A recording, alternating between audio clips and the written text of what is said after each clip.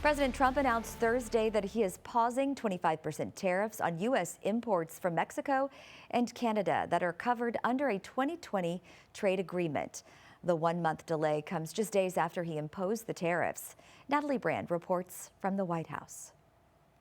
Even with a tariff pause on many goods from Canada and Mexico, uncertainty still looms over industries from agriculture to autos.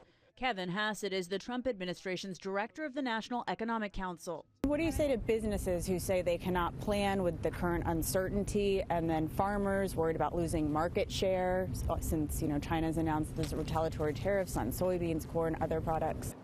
I don't think that there's going to be a heck of a lot of uncertainty. I think that the fentanyl war we're going to make a huge amount of progress on, and that'll be resolved hopefully by April. And then on April 1st or April 2nd, we'll announce what our reciprocal tariffs are, and at that point, uncertainty will be mostly resolved. The pause announced Thursday applies to products covered under the U.S.-Mexico-Canada trade agreement negotiated during the first Trump administration.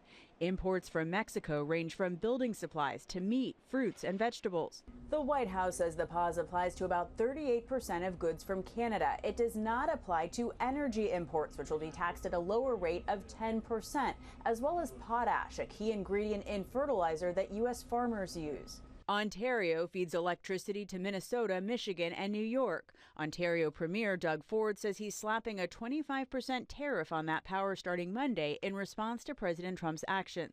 So that's the last thing I want to do. It's the last thing. But he has to understand that he can't attack our country economically and expect us to roll over. China is also promising to fight to the end in a trade war. The foreign minister vowed to resolutely counter U.S. tariffs, but Beijing also signaled it's open to talks. Natalie Brand, CBS News, the White House. President Trump also appears to have taken a step to rein in Elon Musk's power. Yesterday, the president told agency leaders they are the ones who make decisions about job cuts and that Musk is only there to make recommendations.